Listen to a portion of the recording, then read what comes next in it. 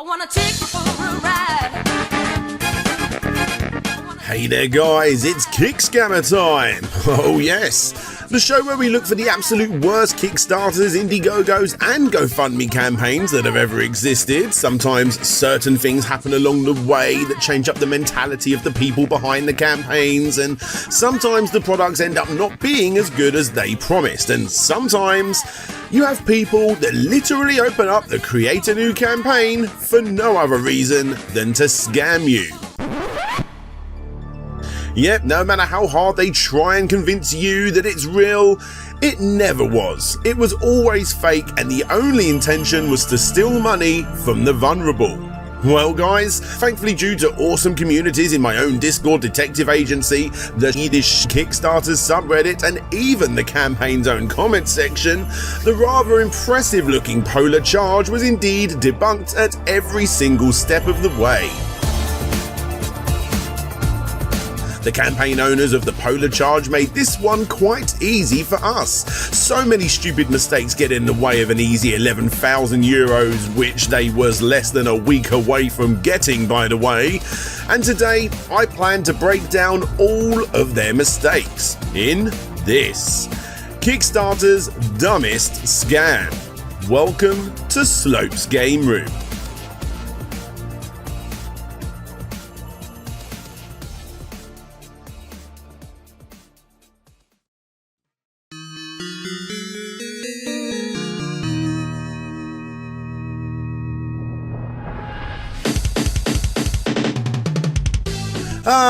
A good old typical Kickscammer. There's no need to beat around the bush of this one, guys.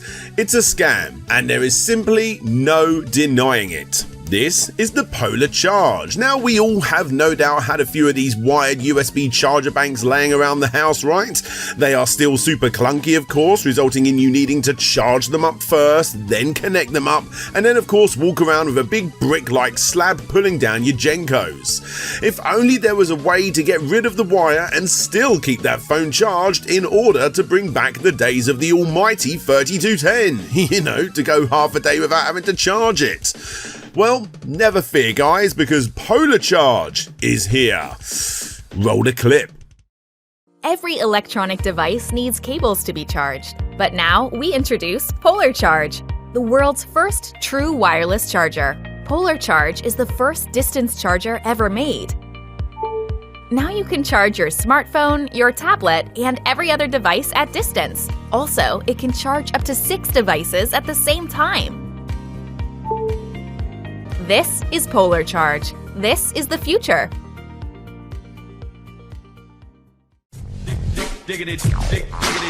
Yes, a device that actually charges not only your phone, but up to 6 different devices at the same time wirelessly.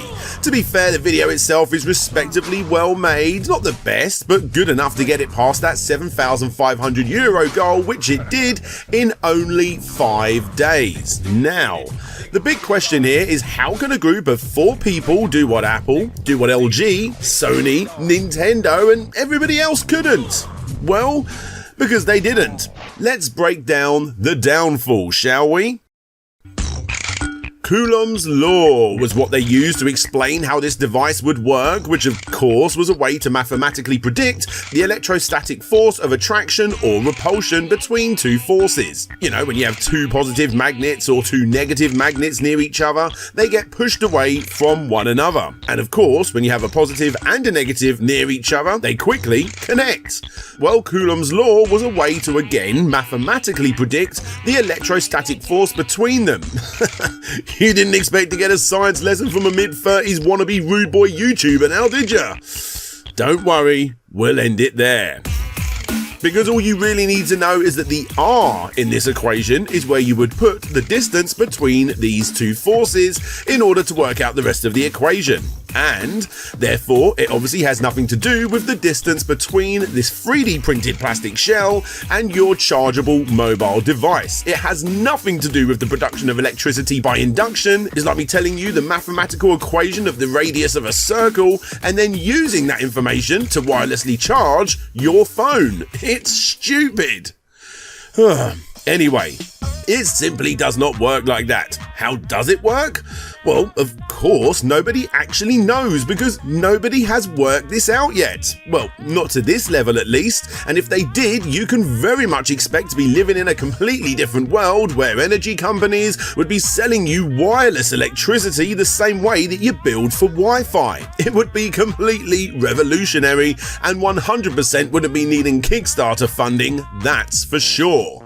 Anyway, you knew this was a scam from the get-go of this video, so I will continue. The reason that they put the irrelevant mathematical equation on the page is because most average Joes do not understand what Coulomb's law is and would simply think, these guys are smart, which sadly well over 100 people did fall for, and looking at the comments, they even went as far as to argue their case. But for those that do understand this, it raised alarm bells from the get-go, and like all good scam-pains of this nature, they came in force to rip it apart bit by bit. You really should not have bothered adding it, guys. So, firstly, the name of the campaign owner.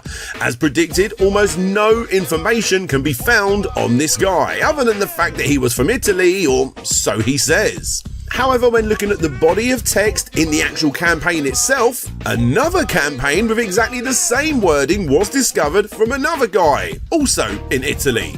This campaign also got suspended. And for all of you people out there that are thinking, well, what's wrong with this? Wireless chargers are indeed a thing that already exists, so why wouldn't these exist? And to be fair, you are right. You're so right, in fact, that this exact product can be found online already by doing reverse image searches on the majority of images found in the body of this campaign. You've got eBay, you've got Alibaba, you've got all of these great sites. And that's not all, because this campaign was actually a copy of yet another idea which technically did get funded by someone completely different and not in Italy. Looking at the comments of that one, it not only got funded, but it actually got sent out too, although with a very mixed response. So we'll leave that one alone. Anyway, back to the polar charge. In the video, around about the 15-second mark, you will see what is obviously a magnetic charging cable accessory, being attached to a multimeter and giving off a reading. Now, not only is this simply a magnetic connector that you can buy from any typical e-commerce website, here's one from Amazon, but the dude isn't even connecting the multimeter to the right part. Oi, mate, you need to put it where the connections are, not on the casing. Sorry about him, guys. Moving on to the 44-second mark of the video. Notice anything wrong here when he plugs it into the wall? Should we have a look at that again? Where are the plug prongs, mate? Are you telling me that this device is wireless too? Well, no. They actually claim that the plug prongs are retractable into the device, almost invisible to the naked eye, and only pop out when needed. It's of course completely crap, because you get to see the circuit board later on, and nope, they do not retract because they do not exist. And these sorts of ridiculous responses ended up coming in after every single claim against them by the commenters that constantly found issues with their product. But in these guys' defense, they did have one of these, a certificate of compliance, which basically proves that yes, not only does this thing actually work, but they also went down all of the relevant paths needed to get this thing officially released to a worldwide market. Should we take a closer look? Now, again, in their defense, before we jump to any conclusions, this long black line across the center is only here to cover up the manufacturer's address. Why you would need to do this is beyond me, but they are obviously keeping their cards close to their chest, and for whatever reason, whatever is under here is obviously to be kept secret. So, let's try and crack the code, shall we? The first thing to do is remove the black line. Once removed, you can see a couple of notches underneath and occasionally above, which were not erased very well. Now let's do this to the second form too. And finally, let's compare what we have with the applicant's address above. Would you look at that, Watson? A perfect match. They simply scribbled out the address that was still on the certificate in the first place, in China nonetheless, not Italy. Yeah, let's continue.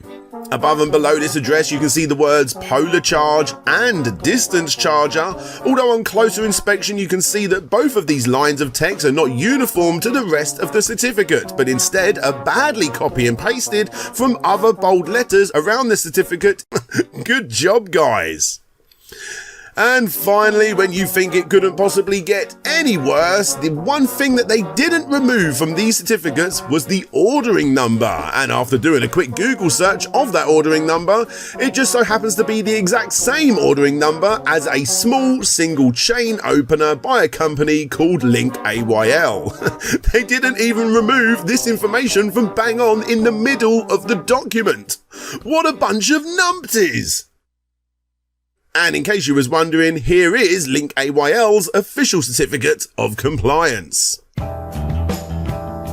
By this point, there was no saving the campaign. Kickstarter themselves began to investigate after getting numerous reports of Tom's scammery, resulting in the team desperately trying to convince them that it was all above board. After all, they were less than a week away from netting themselves $11,000. And weirdly, this information was also shared to backers in the comments section too, and is still available to download.